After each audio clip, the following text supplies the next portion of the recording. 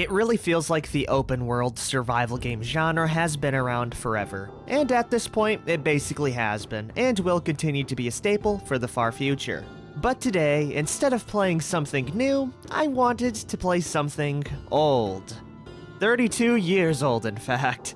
And despite that age, the game is still in active development, getting updates to this day. Anyways, enter Unreal World, a survival crafting game that throws you in the middle of Iron Age Finland where you have to do one simple thing: survive. Whether it be by trading, fishing, hunting, or a mix of everything, it's up to you to survive in whichever way you feel fit. So join me as I play this humble game with a very humble start. And that start is going to be spawning in with no items, which means everything we will have to make will come from scratch, making the smallest wins even better. I also have to survive 7 days in order to prove myself. I have no doubts that starvation will haunt me. Anyways, wish me luck, everyone. There's nothing quite like getting airdropped in the middle of the woods, with absolutely nothing to our name, at the very ripe age of 16 years old, which is a perfect time to face some of the most grueling and challenging trials known to man.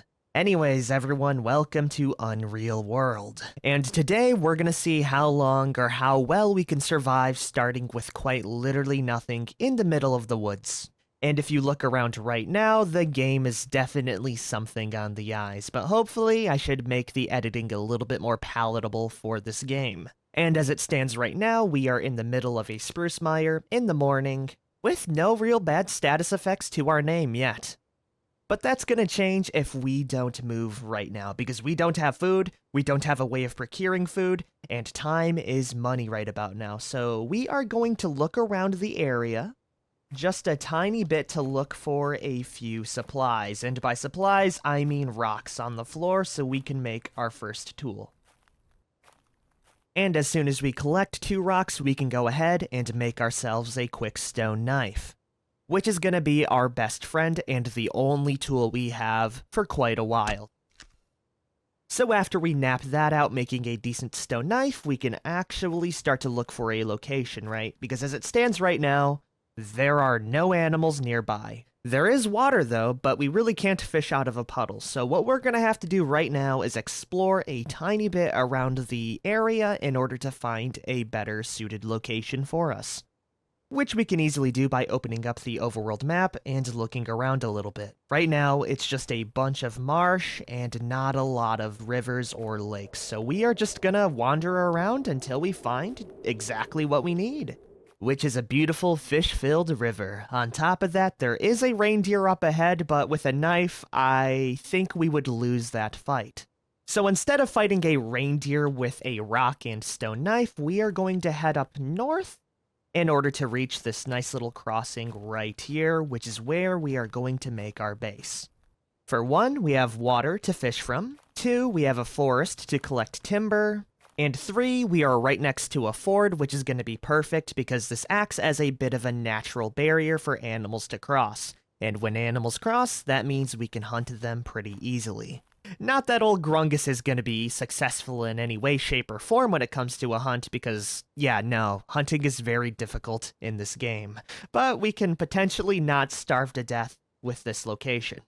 And speaking about starvation, it looks like Grungus is already pretty hungry, which means we need to move quick. Which means I need one thing right now. We need to make a homemade javelin in order to spearfish out of the ford nearby. That needs a staff, a cutting weapon, and fire for hardening the head. If we can get all 3 of those, we can begin the RNG pull of fishing. So, in order to get that, we need to chop down a couple of trees with our stone knife, using our timber craft skill.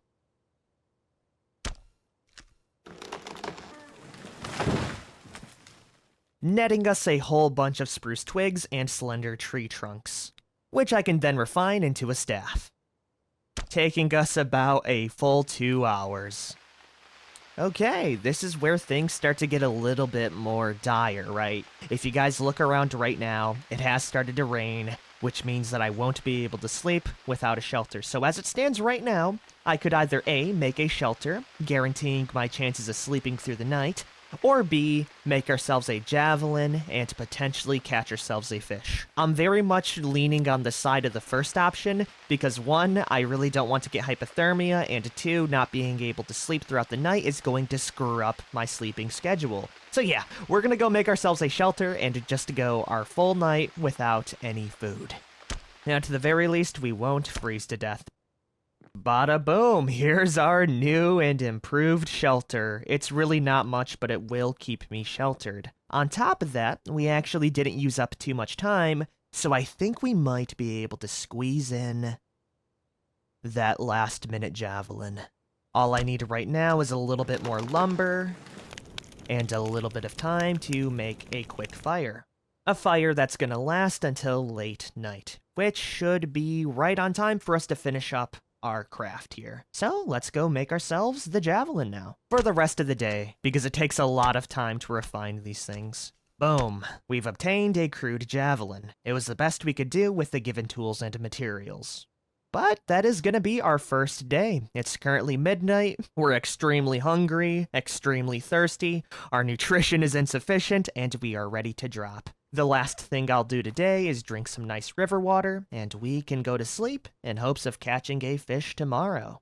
Is what I would say if hunger didn't keep us awake from the pain. Yeah, no, this is gonna be a very, very rough day, but we will just try to sleep through it in hopes of getting a little bit of our stamina back. There we are, now we're pretty lively and comfortably warm. And malnourished. In all honesty, it could be worse though. Because this game is pretty realistic in the way that it deals with starvation, right?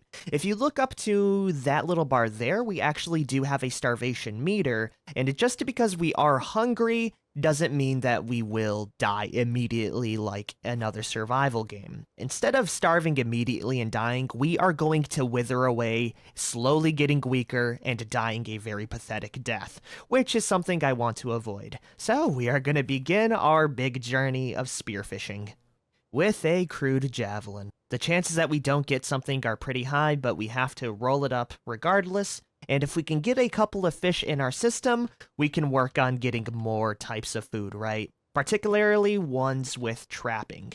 It's gonna take a lot of time, and we're not gonna catch a lot of fish, but I'll let you know if we do get anything interesting. Okay, cool, we actually got ourselves a pike right there. A very large 6.6 pounder that I'm gonna cook up immediately to stave off starvation. It should be prepared to eat in a couple of hours, which means we can do a little bit more fishing while we're waiting. I really want 2 to 3 fish, so hopefully we get that today and we can move on to more productive things. Only time can tell, though. For now, we aren't catching anything, but we can eat our fish, which is going to keep us going for quite a bit longer. Now begins the fun part of just fishing. Let's hope this goes by pretty quickly, though. I really don't want to fend off starvation barely for the rest of the day.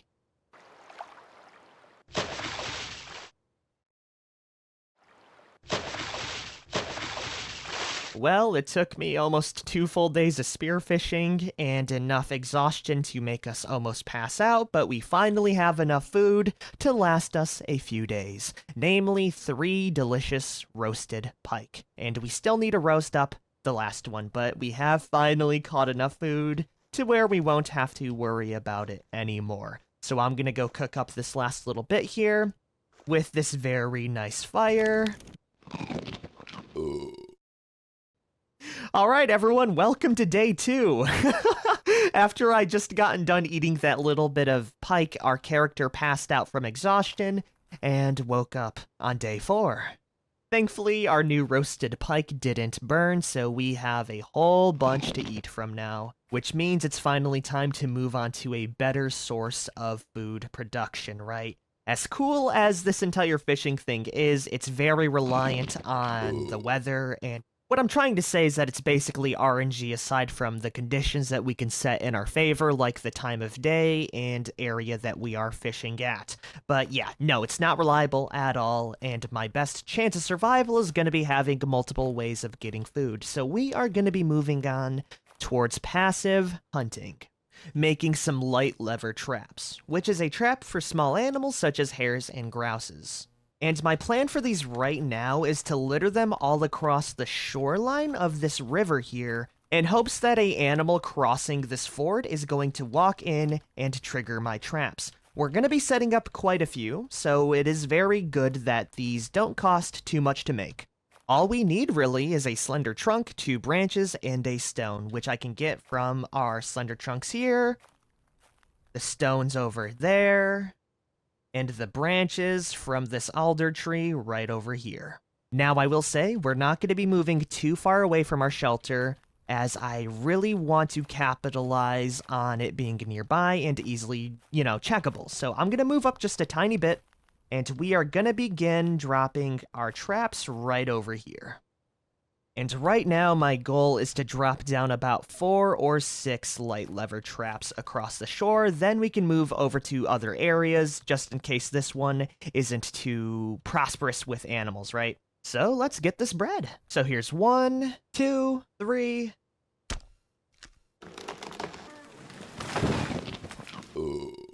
4, 5, 6, and 7 right there. We did go a little bit over the limit that I'd set, but I wanted to drop a couple in between this forest and the clearing out here, in hopes that we might catch a few rabbits eating these nettles over here. So yeah, I'm hoping that we catch something really nice out of these. If we don't, I can move over a couple more overworld tiles in order to, broaden the horizons a bit.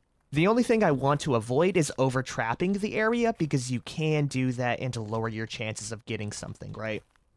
And if I were to wager another really good spot to set up traps, it would be down here at this corner here and over here at this peak to try and catch any animals trying to cross. For now, we are vibing, and now that we are, we can begin with another thing. And that's the fact that I need some more tools, and more importantly, a couple more javelins, so if I do come across any animals in the overworld, I can actually try to hunt them. Like that reindeer over there, which taunts me very much so. Because as it is right now, we only have 1 javelin to throw, and if I miss, it's basically over, right? So having a handful of javelins would increase my chances of killing some big game. And speaking about that, we only got 1 javelin, but you never know what can happen. Okay, we didn't find it, but we did find a black goose as well, which I might be able to get lucky with. It's actually right there. This is as close as we're gonna get, by the way, so I am just gonna roll the dice and see if I can get lucky with this throw. God diggity dang it. Okay, that was a big miss. We do have a rock we can throw potentially, and maybe the knife. Nope, it's gone. That's why we need more than 1 javelin, right? Instead of having to throw a rock and a knife in hopes of getting it, we can just bulk throw javelins. Yeah, no, it's gone. It's flown away. Well, swing and a miss. Let's go head back to camp, and let's go focus on javelin production then. Or at least as long as our roasted pikes last.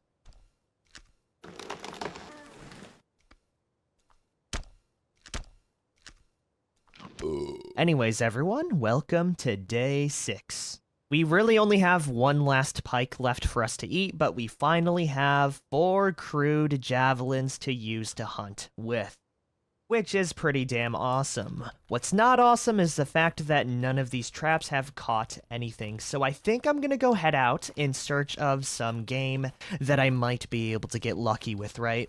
And maybe if we find ourselves a very hot spot when it comes to animals, we can set up some more trap lines over there, and remember to check it every 2 or 3 days. For now, we're going to be moving around, following the coastline in hopes of finding something cool. Speaking about cool things, that right there is a moose, and a reindeer. Oh, this is a really good spot. We're going to see if we can move up to this reindeer and maybe cut it off soon, if I don't lose it. And it looks like we found it. A forest reindeer. About 9 tiles away from me. It currently doesn't see me. We can hide a little bit, and I might be able to get a little bit closer.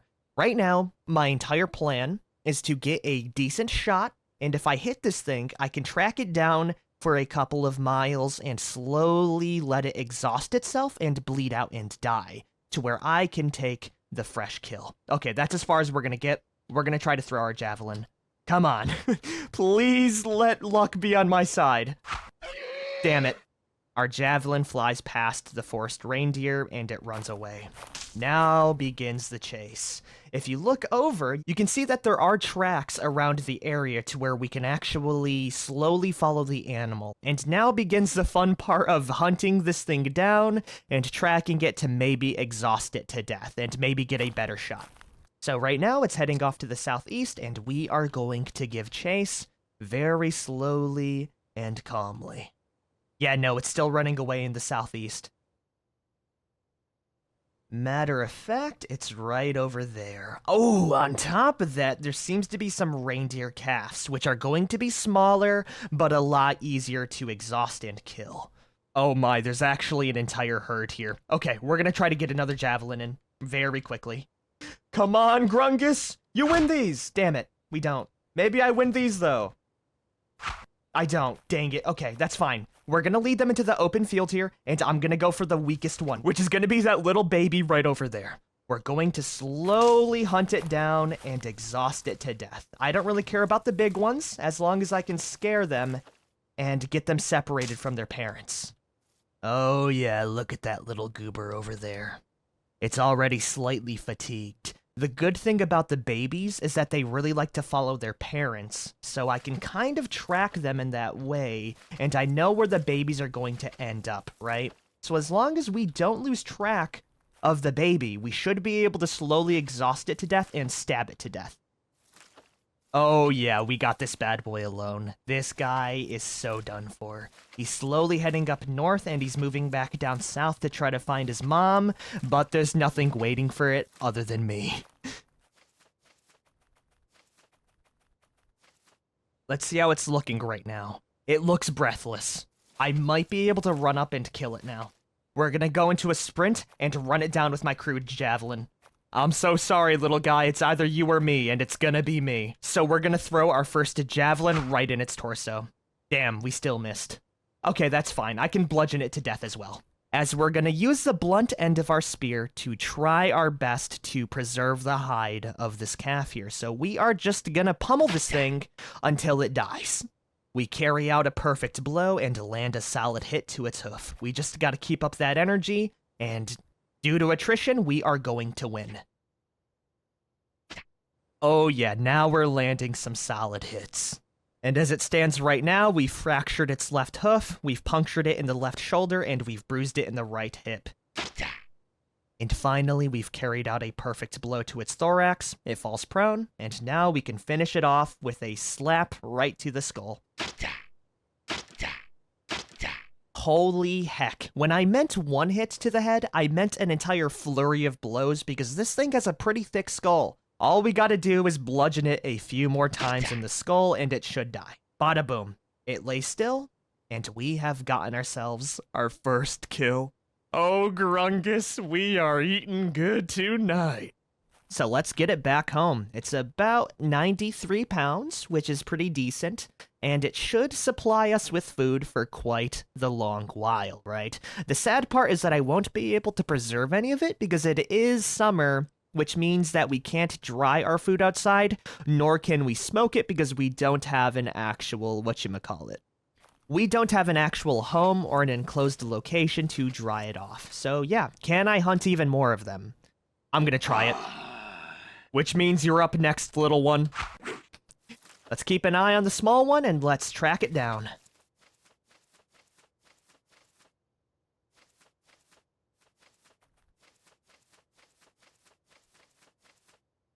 And very soon, it is now breathless. Alright, let's go equip our javelin and let's pummel this bad boy to death.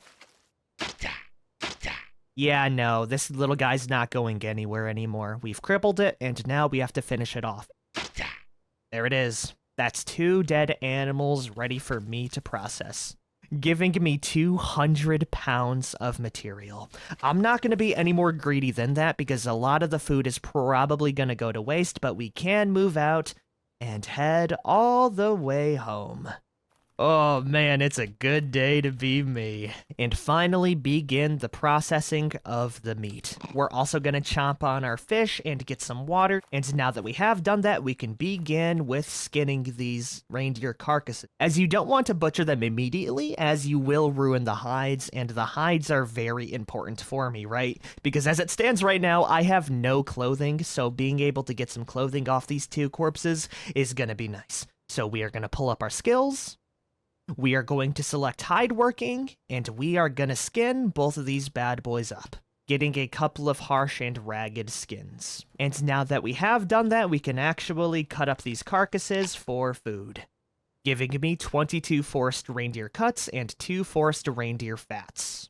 On top of that, we even got some bones. Okay, awesome. What I want to do right now is actually set up a quick little fire so I can get this food cooked up so it will last a little bit longer. Yeah. We'll start up a fire right over here, which we can then use to roast some food. Now we have ourselves 15 roasted cuts being prepared as we're speaking. Now I really don't want to use up all of the reindeer cuts because I can use these to trap foxes in the future, so keeping some raw meat on me is going to be nice. We're also going to keep the fat because we need that in order to tan up the hides, which is what we're going to do right now through a process of cleaning the skins with water, tanning them using the reindeer fat we have, and now all we need to do is let them soak out for a little bit, which should take a few hours. Bada boom, we got so much going for us right now. On top of it, we have some delicious forest reindeer cuts. I almost ate the raw stuff. I'm really glad I didn't. Oh, dude, we are doing fantastic. But I really think we can be doing better right now, right? Because now that we have these forest reindeer cuts, what I can do is set up even more trap lines, and trap lines that will have bait. So I think the last thing we're gonna do for day number 6 is going out into the wilderness and setting up some small deadfall traps, which is gonna require 2 slender trunks, 3 feet of tying equipment, 2 branches, and 1 stone. All of that is very accessible other than the tying equipment, but there is one small thing we can do to help us out a little bit with that. And that's the fact that we can make a makeshift cordage that's called a spruce withe. With this, all we need is a single sapling and a knife, and it just so happens we live in a spruce forest, so let's go collect some saplings. There we are, we got ourselves around 5 spruce saplings that we can turn into withes. On top of that, there is a small patch of blueberries out here that I will be able to harvest in a couple of months, so I'll keep that in mind for later. For now, let's go make all of the tying equipment. There we are, we were able to make up ourselves 10 inferior spruce withes, which is about 4 feet each, which means we have about 40 foot of cordage, which is gonna be enough. The only thing we need to do right now is pick out some nice locations and finally get some trap lines set up. Proper ones, that is. And right now we're gonna set up 2 here, exactly like that, and I think that's gonna be all we can do for now, so we are gonna have to hope that our forest reindeer cuts survive for a little bit longer. But yeah, we are expanding our horizons, we're doing better than ever, and I think this is a perfect time to go back home and get ourselves some well-deserved rest. Leading us all the way to day 7. Welcome on in, everyone. Our hides are done. Actually, they're not done. We still need to process them off just a tiny bit more. So we are gonna have to leave them out for probably another day until we can finally beat it over a log. But yeah, the hides are going great. We have trap lines all throughout the area, and we can only set up some more. Though now that it's day 7, I think we're gonna end the episode here. We got 2 kills, we're moving on up in the world, and especially starting from 0, there is much more for me to do. For now, I'm gonna end it here. So if you guys have liked this episode, make sure you like, favorite, share, and subscribe for more, especially because I meant this to be more of a one-off episode, but if you guys really enjoy this series and the very dated graphics it has to offer, I would love to make this a series. So yeah, I will see all of you later. Peace the hell out, everyone.